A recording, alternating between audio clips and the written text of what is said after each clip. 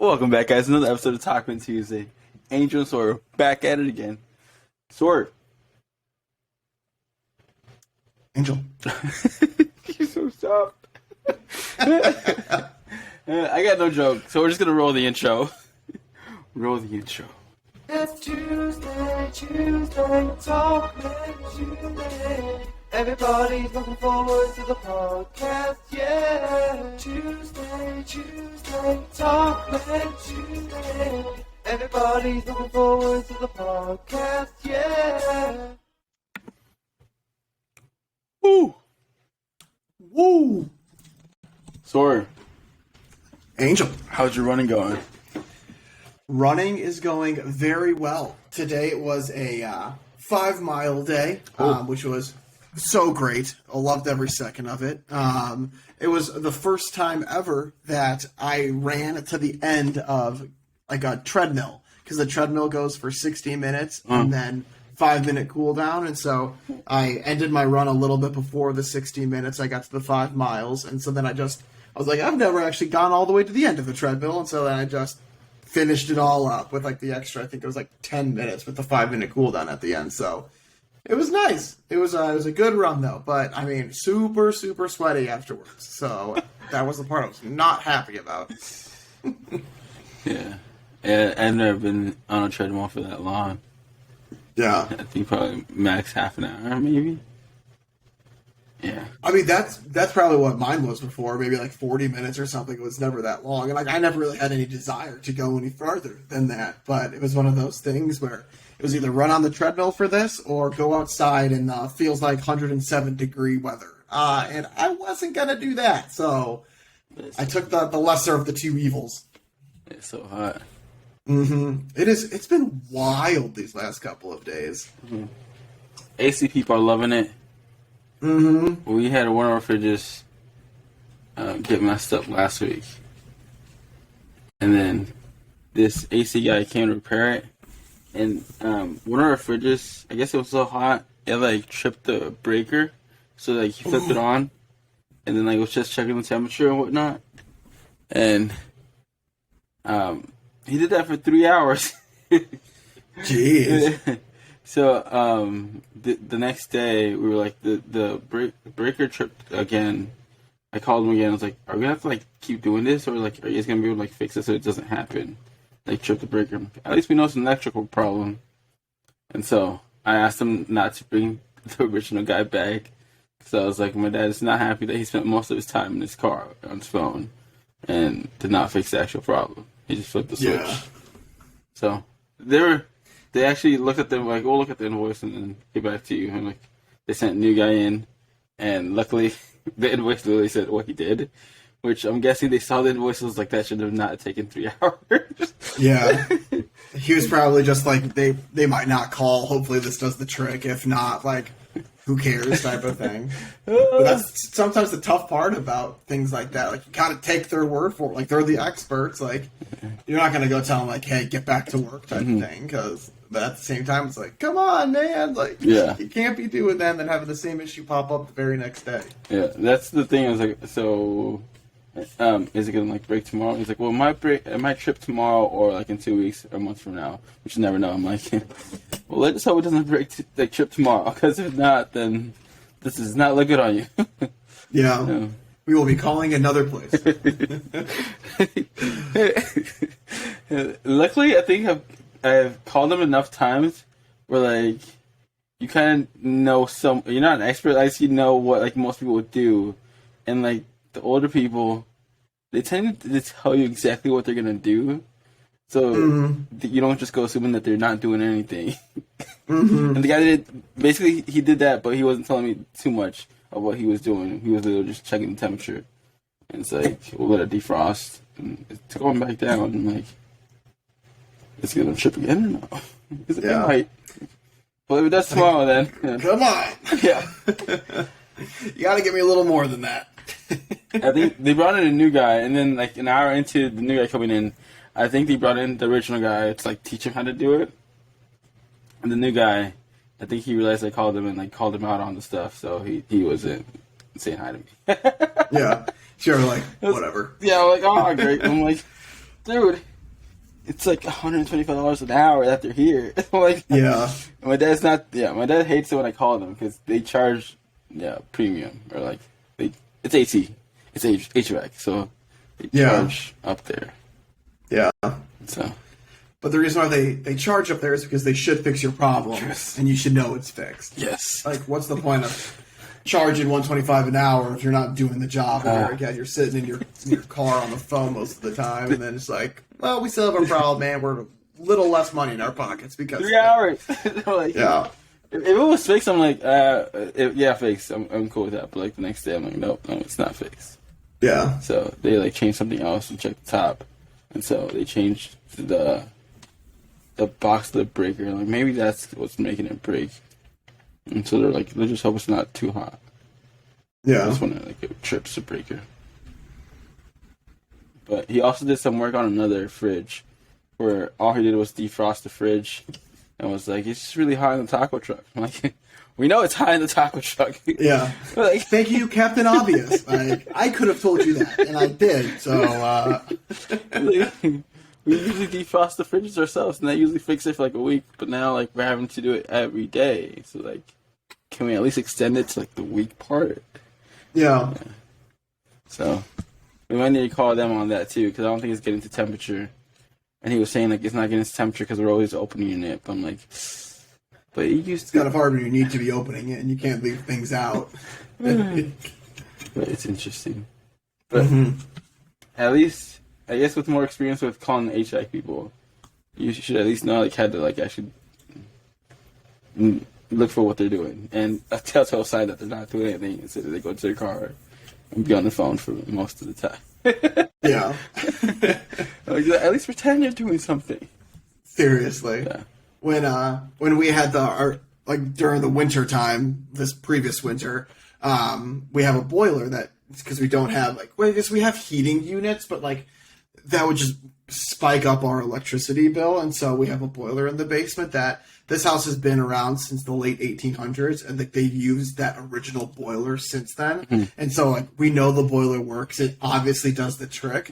And so we called somebody over because it was the first time that we were going to be doing it. And so we had to find like a boiler expert type of thing to kind of like help us out with it, just because I didn't want to like screw something up the very first time that we worked on it. Right. And the guy, he goes down there and he's looking at things and he goes, well, you could tell this is a really old boiler. I'm like, well, yeah, I could tell you it's a really old boiler. Like, but how does it work? And he's like, he's calling his boss and everything like that. And he goes, well, I've got good news and I've got bad news. He goes, good news is I know how it works.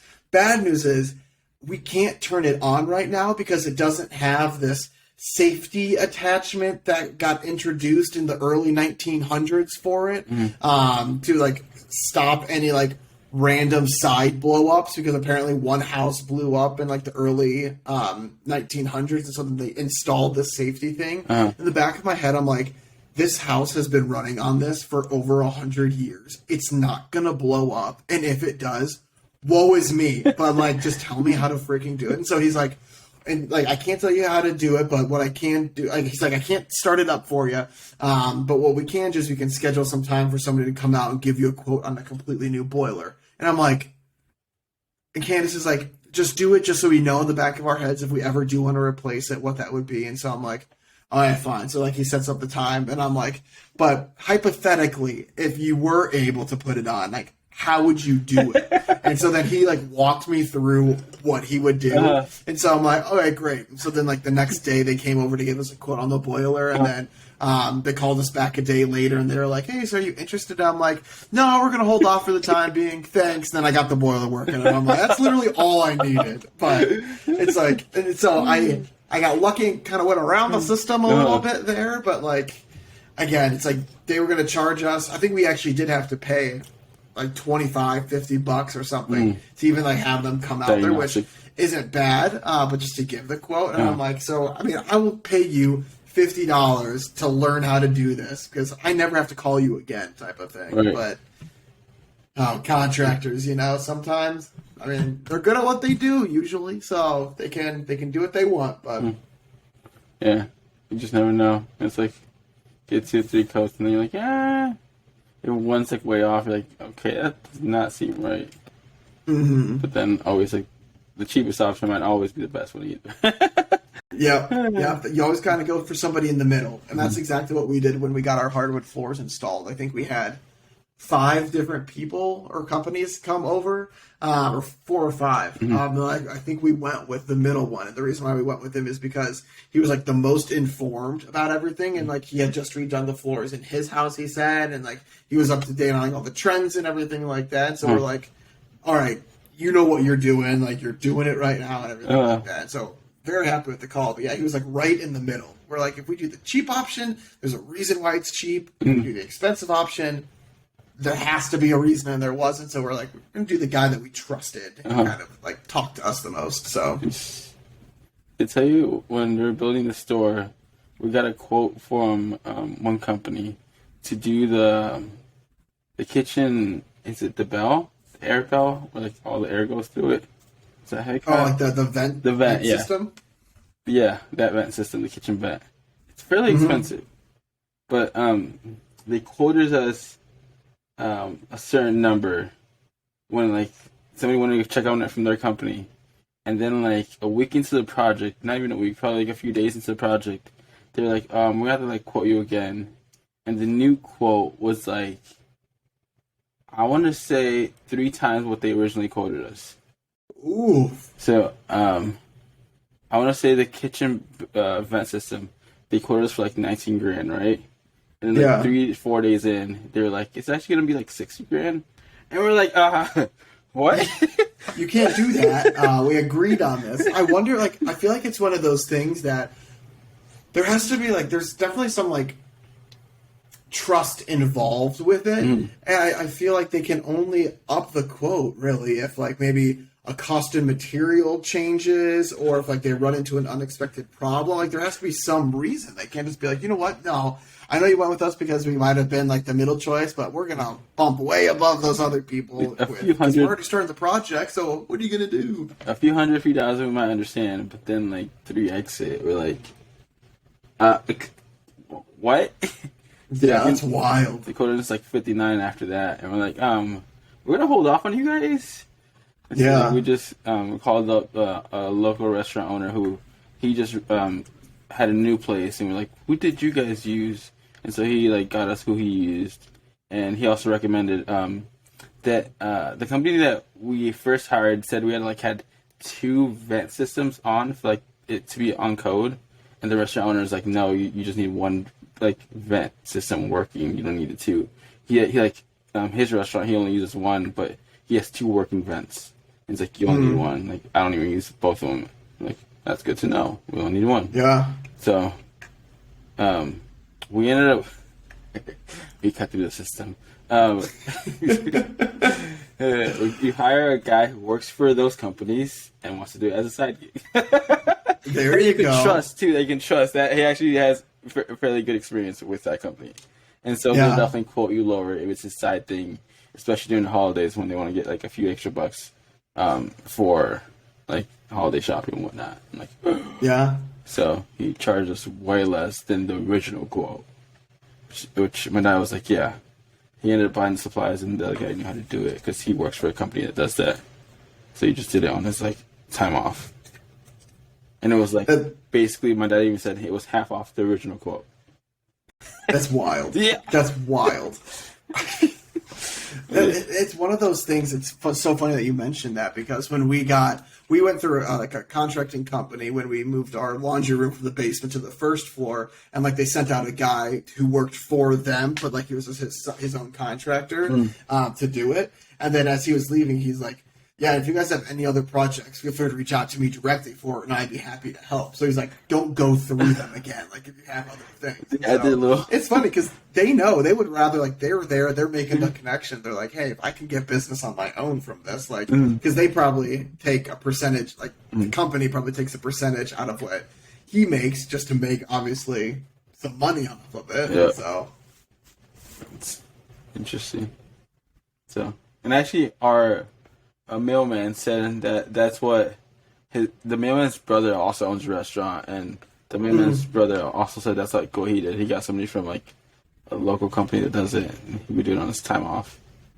And funny thing with the mailman's brother, the union was against the restaurant because the union found out that they were hiring somebody that wasn't part of the company. So they were like, use our company. But the funny thing was, the guy he was using was actually part of that union. Yeah. So he was like, yeah, I don't know what to do.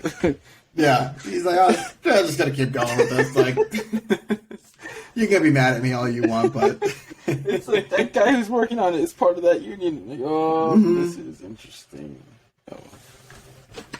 Yeah. He doesn't have loyalty, but who cares? He just wants to get a job done. And I respect that. Respect the grind. Alright, last week we had 2 questions, right? And I had to choose one. So now I want to ask the second question. Do it. Yeah. Alright. So, would you rather live your entire life in a virtual reality where all your wishes are granted, or just in a normal real world? Is the real world, is this just fantasy? Caught in a landslide? No escape from reality. Open your eyes, look up to the skies, and see. That's a Queen song, right? Those are the lyrics to Bohemian Rhapsody. No, all right. Who? Queen? You don't know who Queen is? Oh my goodness. Oh my goodness. Who is Queen? Yeah, I'm like bad for asking because yeah, who's Queen? Very popular band with Freddie Mercury. Queen rock band. I don't know who that second name is. He was the lead singer who died from AIDS. British rock band formed in London, 1970s. Band comprised of Freddie Mercury. Those pictures look very familiar. So I've definitely seen those videos. There was a movie called Bohemian Rhapsody that came out. And I mean, you've definitely Bohemian Rhapsody goes, I'm just a poor boy, I'm in a family. He's just a poor boy from a poor family. Spare him his life from this monstrosity. Boop, boop, boop, boop, boop, boop, boop. And then, don't stop me now, cause I'm having a good time. I'm having a ball. Don't stop me now. Those songs sound familiar. Yeah, they should. They're very, very popular songs. I was like, Queen, is that like a singer? I was like, and then you said band. I'm like, oh, okay, it's a band. No, Queen Elizabeth. Yeah, no, that's what literally pops up. I typed in Google, Queen. Queen Elizabeth is like the first 2 rows, and then after the first 2 rows, it's like a mixture of the Queen band. And now, yeah, Queen. If you Google Queen, half of it's Queen Elizabeth, and the other half is Queen band. Which I think is hilarious. Dang. Queen Online, the official Queen website, and then Queen Wikipedia is a Queen are a British rock band form. So Queen, it's like between those two.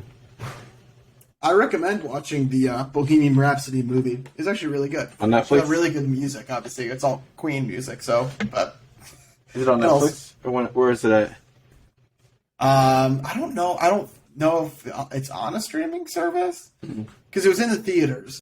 So, where to watch Bohemian Rhapsody? I was like, Rhapsody. Oh, Netflix. I was like, Rhapsody. Really? Is that a streaming service? Oh, it might be about Bohemian Rhapsody. Wow. It might be coming to Netflix because it says remind me for some reason. Oh, yeah. What would you do? Yeah, sorry, I got into a Bohemian Rhapsody. You're like, you don't know who Queen is? I'm like, is that like a lead singer? So, what were the 2 options? It's either a perfectly normal life or where anything you want comes true? Yep, virtual reality where all your wishes are granted, or just in a normal, real world. Why wouldn't I want to be in a world where all of my wishes come true? That's my question for the question. Like, I feel like that's an easy answer.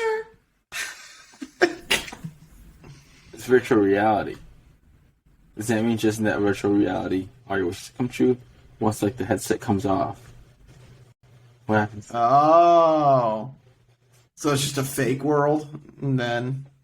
Yeah, because would you rather live your entire life in a virtual reality, right, which they're granted, or just which technically, virtual reality, you could probably do that now with like Sims.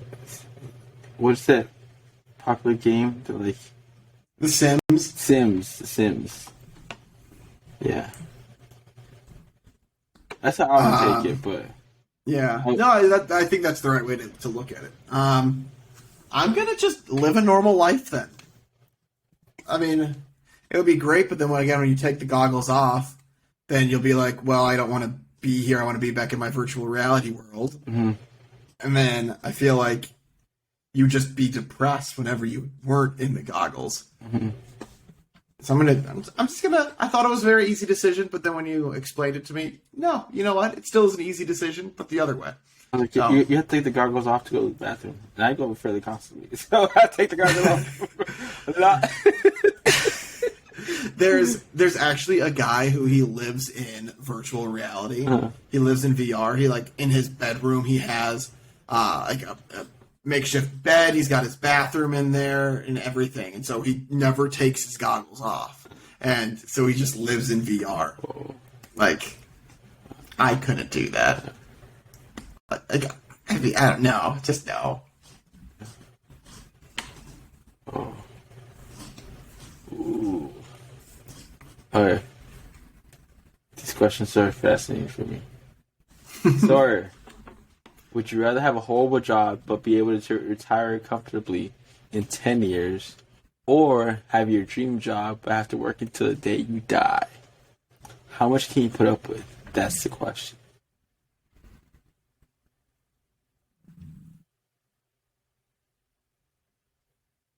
Horrible job, retire in 10 years, or dream job, work until you die. I think I would suck it up for 10 terrible years. Because it could be a dream job and everything, and like you could love what you do. Unless it was like you're like giving back to your community in the work, like that would be an exception to what I'm saying. But like I just wouldn't want to work for the rest of my life until the day I die, because then again I feel like it can sometimes be kind of like a chain. So I'm gonna suck it up for 10 terrible years, retire, and then what, late 30s retirement. Okay. Yeah, you'll have like what, 60 plus years. Yeah, rather than 70-ish years of working. You know what I'm gonna say, right? No, yeah, I know. I want to work for 70 plus years. Yeah. We are cut from different cloths on that one. A retirement. What was it? Financial advisor, retirement advisor. One time came to the store and was like, "Have you thought about your retirement?" I don't know why. Now thinking back at it, I should have chosen like better my words or whatnot. But like, yeah, there was no filter. I was just like, I don't think I want to retire. He's like, "Okay, you are not my target audience. Is there anybody else in the store?"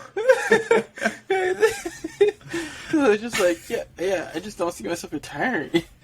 Like, He's like, "You're a weird one, man. I'm just gonna." You haven't thought about retiring? I'm like, no, just want to work. Which, hey, more power to you. I mean, there's nothing wrong with that either. But even though you do want to retire or whatnot, you're still thinking about your retirement account. Save all those taxes. Yeah. It's a good idea to have a little nest. And in case you decide towards like, what, 70s, 80s that you decide not to retire, you have the option to just live off your retirement savings. Which, even though you may want to work until they die, you should still have that available. So that's what I did. Be like, I don't think I want to retire. Like, yes, think that way, but set up your retirement account, your IRAs and all that Roth account. My sister actually, somehow we got on the topic of retirement accounts, and like these customers came in. My sister was like, "You guys got your retirement accounts like set up and everything, right?" this girl got her first check, and so she was like, my sister was trying to like educate her on like how she should use it and make sure she opens like her retirement account and like put money into it. She's like 18. Wow. When I was 18, I was not thinking about that. I was thinking about, hey, I'm going to go buy some shoes with this money. So like these other customers come in and she asks like the exact same question, like, have you guys set up your retirement accounts? Their faces say no. And it's like, what? You're like, you're kidding me, right? And she's like, like, you guys are just playing, like, you guys have set up like your retirement accounts and whatnot. Like, you guys want to work until the day you die? And I'm like, Marley, the faces say no, they haven't set it up. So like lessons for retirement coming in 3, 2, 1, and then like my sister starts and trying to get them to like, set up a retirement account. It's like, this is my first paycheck. It's literally for $35. I'm not retiring. So back off. I'm buying ice cream. Yeah. The 18-year-old was like, yeah. But then like these new customers are just like, it's hard, you know? And I'm just like, hey, it doesn't get any easier. So next time they come in, I'm like, get ready for lesson 2 next time.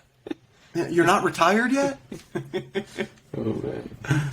But, yeah. She's like, I should have started my retirement account at 18. I'm like, we all go through that. It's like, up to 20s. You're like, it's getting closer to that. I should have like a retirement account.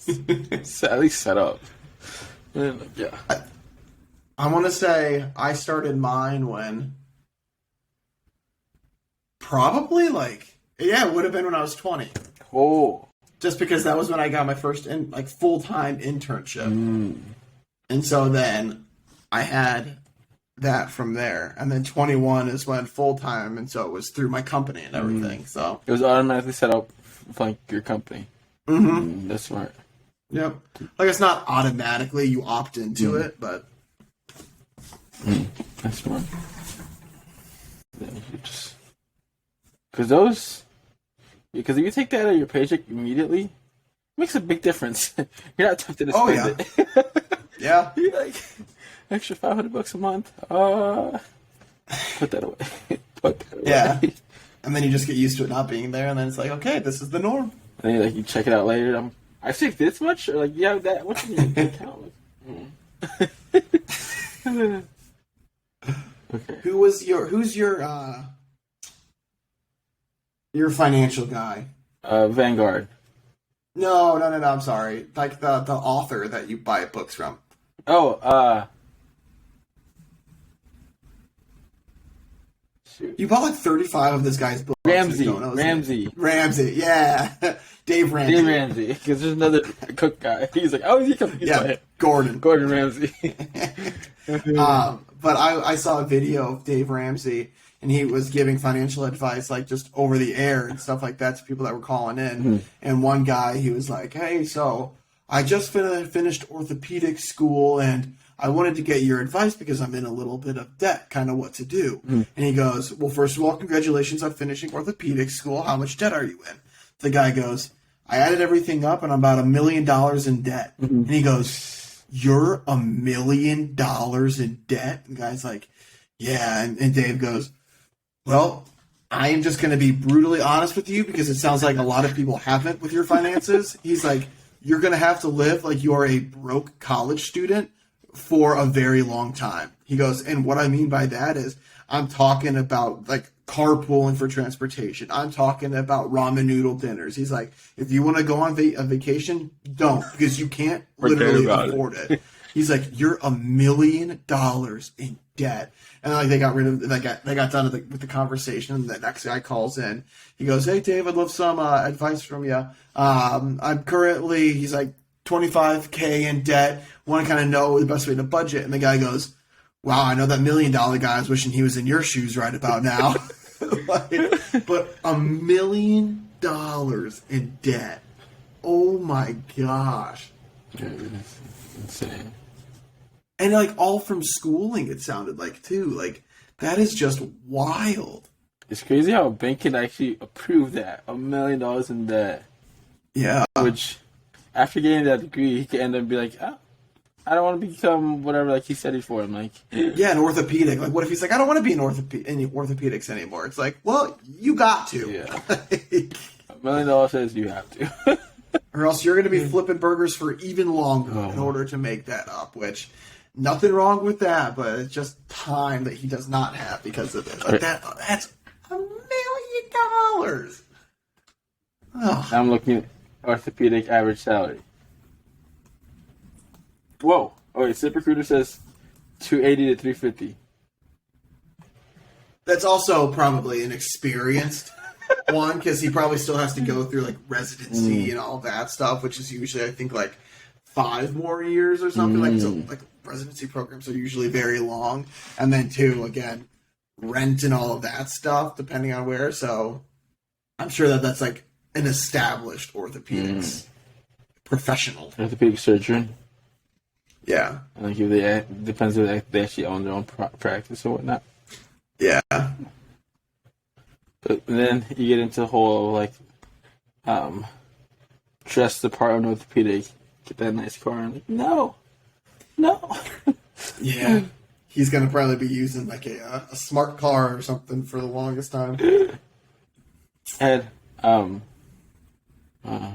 of our friends, she graduated debt free, but like so she got her like first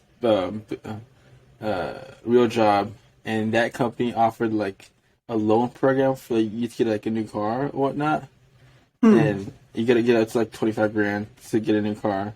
And she like, asked her parents like what she should do, and like the parents were like, well, if they give you 25 grand, you should take out the full amount. Like, why not? And I'm like, please don't tell me you took their advice.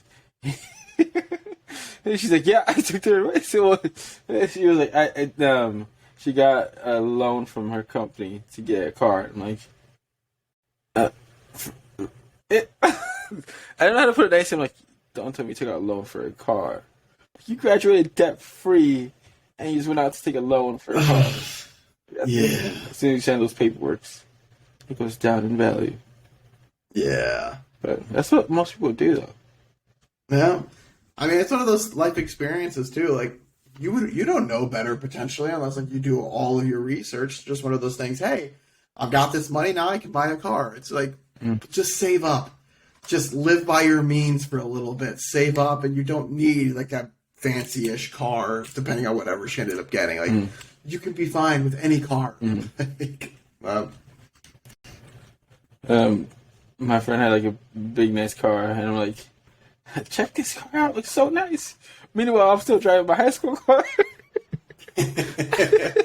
Nothing wrong. I'm still driving my high school car too. Ah, yes. It actually has a flat tire in my garage right now, so I have to go. What happened? At some point. I have no idea. When did you notice? A month ago. What? So, yeah. We've got 2 cars. I have a car and Candace has a Okay. car. Yeah. Did you notice like, in your driveway it was flat or something? The indicator light turned on. That I have low tire pressure. It's like it's one of those things. It's not like completely flat. Okay. It's just like a little less air in it, and so it's honestly one of those things. I'll fill it up with air, and then I've got a very close tire shop by me, so I'll just be able to drive it there. But I'm gonna have to like find a day to do that. Like it'll probably be over the weekend or You something. probably have a nail in your tire. Well, so there was something wrong with it, and then they patched it up from the inside. And so those patches are usually just like temporary patches. They're not like a long-term fix for it. And so I think it just slowly seeps out where it's enough to like put the indicator off. Like it's still drivable. And so I just need a new tire on it. I had a nail one time in my tire, and that was the most annoying thing because you would just hear the every single time it went. And they're like, well, can't really take it out or else then your tire is going to go flat. They're like, got to patch it up. And I'm like, all right, patch it up. I had a mechanic friend, he helped me patch up my tire. I'm like, I got no idea with cars. Yeah, I'm trusting you on this. Like, just make it so I can get home. The patch thing was like $20-$25. And like, he was able to do it. I'm like, oh, thank you.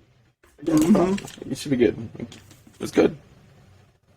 Okay. Yeah, my patch was like $25 as well, and I was expecting. I'm like, how much? Like 150. I got $20, and okay, cool. Here you go. Like, I'm not asking questions. That's so cool. Okay.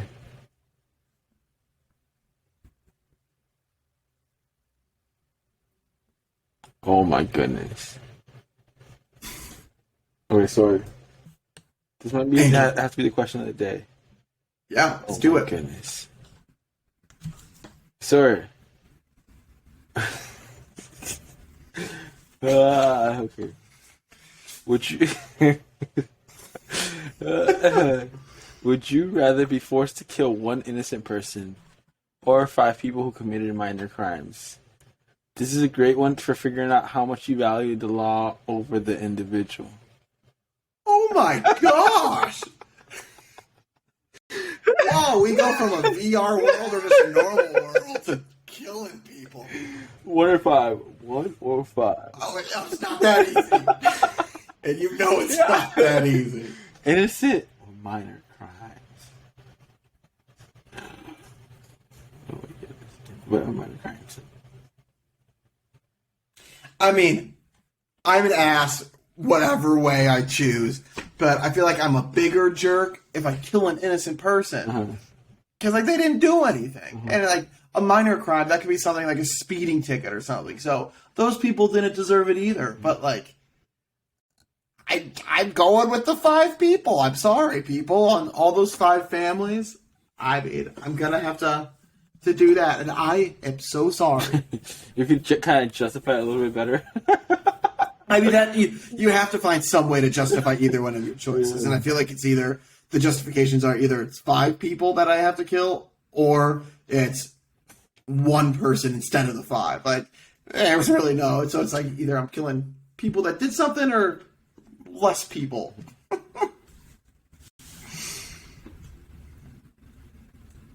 Yeah. Yeah, the minor crimes would help me justify it a little bit. That's the thing, a little bit. Like, but in the back of your mind, you're like, oh gosh. All right, now how about this one? We'll have to end on that one. Yeah, let's end on a happier note. Okay, so would you rather work very hard at a rewarding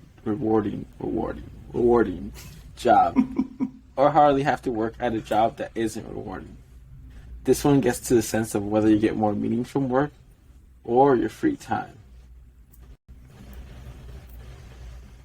Let me just first say, I love my job. Shout out to my job. But I would rather have I could give a poop if it was a rewarding job or not, if I was choosing between these two, and like I could just like slide by. I'm choosing that one. Very, very easy answer for me. If I could just slide by, I'm choosing that one. Tell me why I kind of figured that.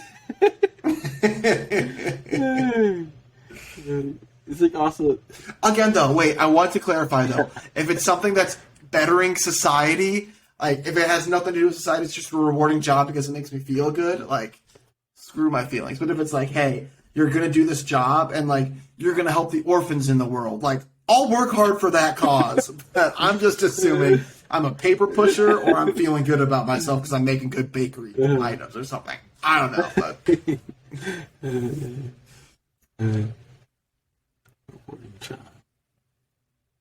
we all know you're choosing the rewarding job. like, I was like, yeah. Just because you're working at it for the rest of your life, apparently, and I'm just going through it for 10 more years. I feel so bad later thinking about it. I'm like, he was a retirement advisor, and I just told her like, yeah, the option is like, I haven't put the option on the table. Like, I don't think that option's gonna be on the table. And she was just That's like, not stunned. in my dictionary. She or was my vocabulary. Yeah, she was too stunned to speak. And I'm like, oh, I should have said that. Like, yeah. But now I'm like, she could have just went with like tax benefits. Like, even though like, you don't choose to retire, you can still have that. It would be great to have that option available to you at 65 or 70, whatever age it's going to be for us. It's like, yeah, that's a great point. You can save tons on taxes. Just like, you don't want to not decide you're gonna retire at like 70 and not have that nest egg there. You know what? Never mind. I don't want to work all through my entire lifetime. I'll save these like 10 years for the grandkids or something. Like, oh, you can't, Angel. You didn't put that retirement fund account. Yeah, you should have thought about that 30 years ago. Set up a retirement account, kids.